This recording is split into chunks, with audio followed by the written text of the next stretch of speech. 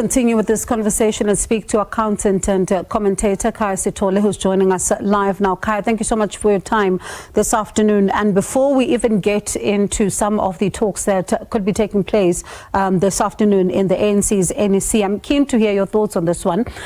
We just heard from COSATU, and they say that for them, they do understand that a government of national unity is one that will need to include a number of political parties. Don't leave anyone out, but they don't want an agreement between the ANC and the Democratic Alliance. Yet now we're kind of hearing them say that maybe include them, maybe don't when it comes to the government of national unity. How do you respond to what you just heard? Good afternoon to the viewer. So I think obviously the crux of the problem is that the ANC has to form a government.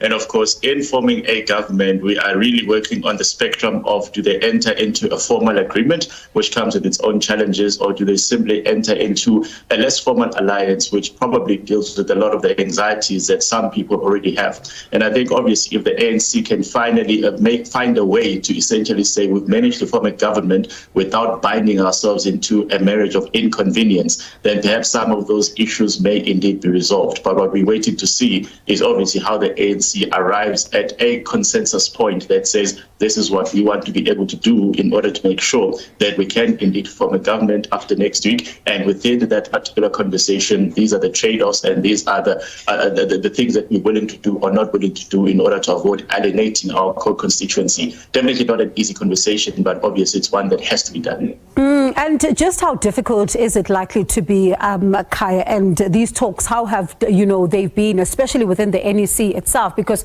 you hear from the Secretary General, for example, saying that he's aware that they're not a homogeneous group and that they all have different opinions.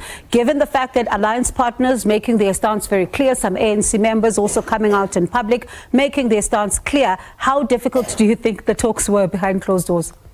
It definitely cannot be an easy conversation. And remember, even if we're not talking about the conversation of the DA and other parties, the ANC in its formulation is a remarkably complicated structure. It has to really accommodate and really placate many interests that don't always converge towards, a common way of doing things. So even if you're not talking about involving other parties, you still have to acknowledge that the ANC's decision-making is consultation-based. And obviously, sometimes that can be paralyzing in the sense that it takes forever to reach decisions. Now, obviously, now that other parties are being considered, the ANC again has to deal with a very difficult question of whether it can be able to explain to its members the choice that it makes. So if you decide to go with the parties that are indeed breakaways of the party itself, do you not then run the risk of giving the impression that actually the queue is shorter? So if you thought that in the ANC it takes forever to get to a position of authority, well, if you go next door, you still get much closer to that. That's the one risk. And obviously on the other end of the spectrum, the very idea of going into bed with the Democratic Alliance has got ideological implications, where a lot of people will say, but surely